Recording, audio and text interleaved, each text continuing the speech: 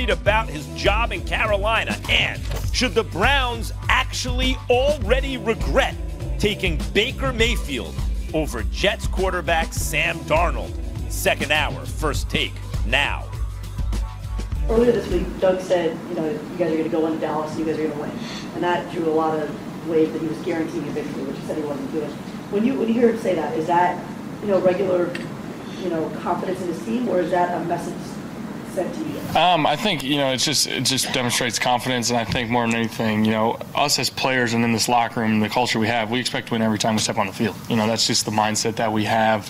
We expect to, we always talk about win the day, win the practice, win each week, and so that's just the mindset and the culture that we have, and that's no different every week. Welcome back to First Take. We're coming to you live from above the Heineken River Deck at Pier 17. Carson Wentz and the Eagles expecting the win against the Cowboys this weekend, echoing the sentiments of his head coach earlier this week. Here's the deal. Philly is 3-3, and Wentz's stats so far this season are also mixed. He comes in 5th in the league in QBR with 12 touchdowns and 3 interceptions, but is 27th in yards per attempt and 29th in completion percentage. Damian Whitty's still here with us. Max, I'll start with you. Is it fair or foul to put Wentz in the MVP talk? MVP talk? That's foul. That's not fair. MVP, look, he's been up and down. And by the way, QBR is a very good stat. I like QBR. It's not perfect, and this shows you why.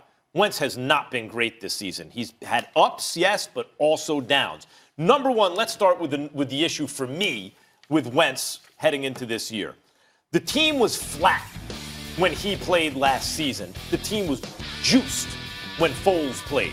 So I wanted to see the way the team reacted to Carson. And by the way, there was a report, and that out of the locker room, that Wentz, it's not that he was ill-intentioned. People think he has the good intentions, good work ethic, all that, but didn't really know how to galvanize the troops, how to lead the way Foles did. And you look at things like getting off to a slow start, special teams flat, defense not playing. Those are all kind of like energy, effort kind of things. So I was looking for that. I haven't seen it this year with Wentz. By and large, here and there were signs of it, like against the Packers. But by and large, I feel they've been flat. Second thing, last couple weeks, he hasn't played well. Like, look at the throws themselves. I keep bringing it up. Alshon Jeffrey down the sideline. That should have been a touchdown. He tiptoed. He stepped out of bounds. Great throw by Carson Wentz. 15-yarder to Ertz. I think that was the 4th down play. Great throw. That was it. He was off target. Like, he didn't look good. And I've also brought up the pocket is holding. He feels like it's collapsing. He bails. The pocket's collapsing. He holds it too long. That's just pure pocket presence. That's just awareness that's lacking right now. So when you look at the quality of play, then the Eagles' record, and why? Why is he not doing better than even strategically? They don't have take the lid off type defense. Where's Deshaun Jackson? He's not on the field. Yet he's pretending like Aguilar's that guy. And he's forcing these throws down the field that he should just don't take the deep vertical passes if they're not there. There are lots of he's done well in other respects. He's excellent, right? I'd take him if I had a franchise and Carson Wentz my quarterback, I'm psyched.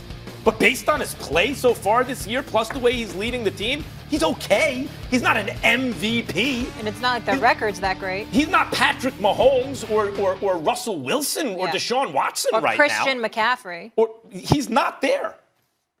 Stephen A? Well, definitely it's foul. I agree with Max on that part, but I think it's fair if you're talking about the season because I think you have to take this into consideration. A, how did he look before the Minnesota game? There were 2 games that could have that should have easily been won. He beat Atlanta if Nelson Aguilar catches that pass going down the left sideline. The throw to Whiteside against Detroit should have been a touchdown. Those are 2 game winners right there. They should be 5-1 instead of 3-3.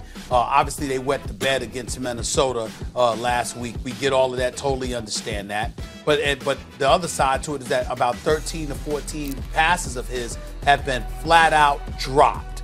And we've got to take that into consideration as well because his completion percentage should be higher.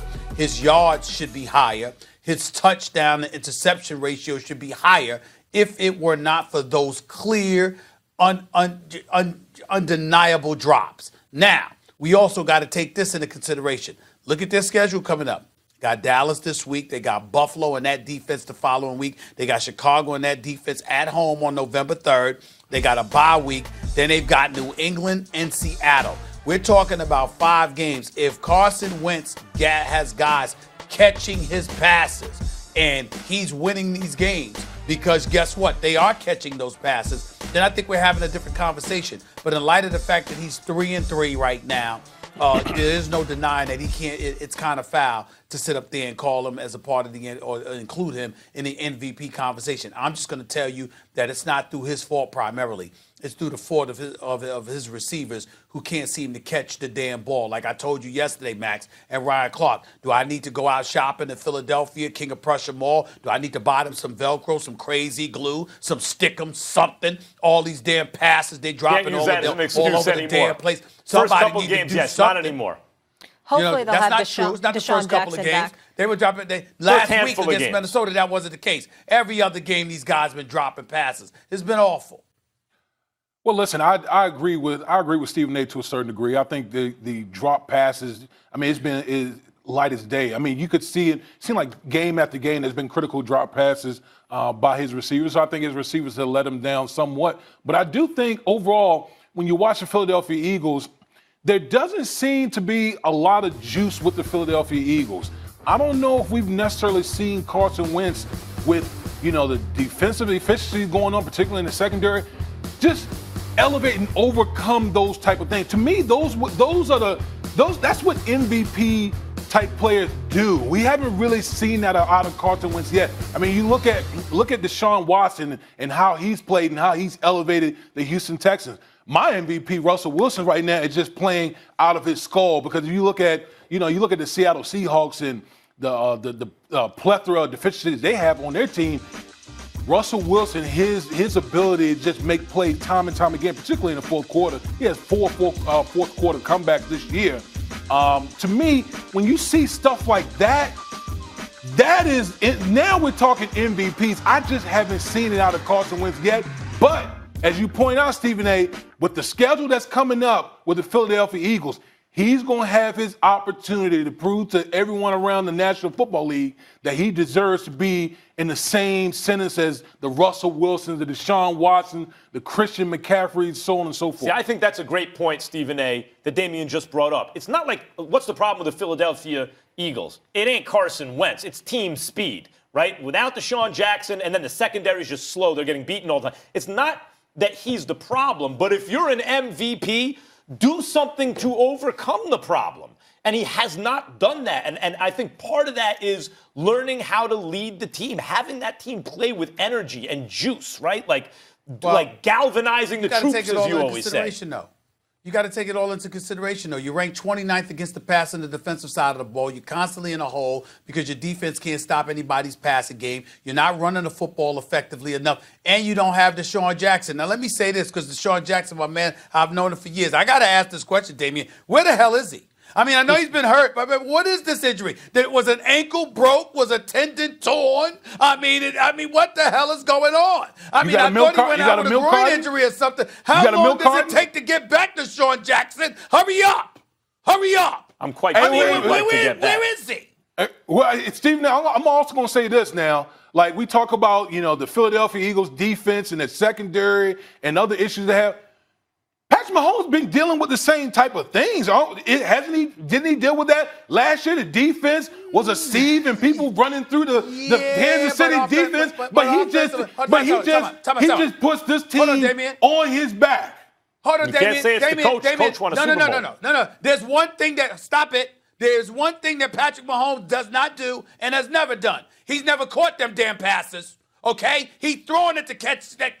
Travis Kelce ain't dropping balls. Tyreek Hill wasn't dropping balls. Sammy Watkins wasn't dropping balls. Kareem Hunt running out of the backfield and catching passes out of the backfield last year before he got on a damn suspended list. He wasn't dropping balls. You got people all Goddard. You've got Nelson Aguilar. You got Alshon Jeffrey. They dropping passes from Whiteside. Who the hell is Whiteside? He was dropping. Like he got the ball thrown to him, and he was dropping balls. And then Deshaun Jackson. Listen, Deshaun Jackson's a bad brother. I'm happy that he's in Philadelphia. The deep threat, we know what he can bring to the table. But Deshaun Jackson, where's the medical report? What's taking you so long? Why would Deshaun Jackson not want to hurry back? I don't understand. Where is Deshaun Jackson? What are you insinuating? Did he break a leg?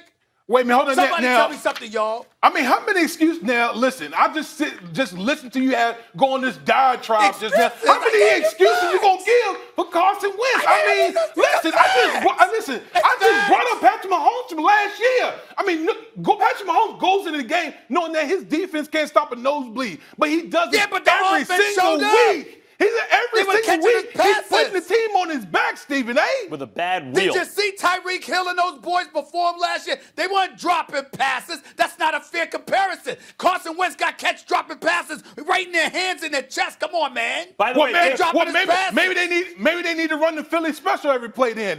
Maybe they need to do that. I don't know. Damian, to be fair. Max, we gonna go. Max, I keep telling you, we gonna go to King of Pressure, Max. I'll come out of my own pocket, get some Velcro, crazy glue. I don't know what the hell it is. You got firefighters saving. You got firefighters. I want to hear from the doctor, Deshaun Jackson's doctor. What the hell is going? You're playing Dallas this week. You got firefighters back, saving babies out of burning buildings in Philadelphia, saying, "What's going on with Aguilar?"